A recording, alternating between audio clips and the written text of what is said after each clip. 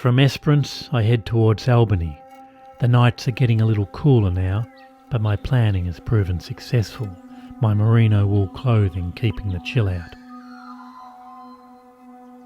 About 25 kilometres out of Albany, I see something I haven't seen for a while, and I must say I've missed. Rolling green fields and tall tree forests. I roll into Albany and decide to book a room in a hostel. I find one on Stirling Terrace, which features impressive colonial architecture. Albany is a port city and the oldest settlement in Western Australia. I instantly warm to the place. It feels like a real town, not just some place created because of a money pit in the ground. It has farmer and craft markets, cute French cafes, and a charming vista overlooking the bay.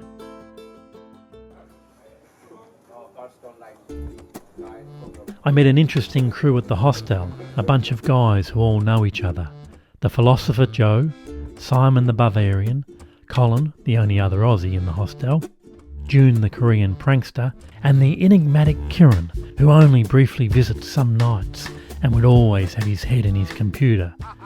The hostel mainly catered for those working in town with visas. I'm lucky to spend a Friday night there, and it was a joy to experience the multicultural mix. Out the back were the Germans drinking beer and heavy liquor. Move on into the kitchen to find Asians, mainly Koreans, drinking whiskey and hot chocolate. The kitchen is the scene of a Euro disco, with the Italians providing the beats. The girls weren't going anywhere, but made an effort to dress up anyway, as is the Italian style. And out the back, in the smoking section, you find the North Africans, keen to get you drunk on their liquor and talk with a real Australian. The Aborigines called Albany Place of Rain and had an interesting settlement story. Macari, the local Noongar leader, welcomed the Europeans, showing them their walking trails, which have since become roads. He became close friends with the colony's doctor. When he died in 1831, he was buried behind the town hall. When Dr. Colley himself died of tuberculosis 4 years later, he wished to be buried beside his great friend Macari. I went in search of the gravesite, but alas found a senior citizen centre instead. Old bones on old bones. I later read the gravesite was exhumed and moved on to the Albany Cemetery.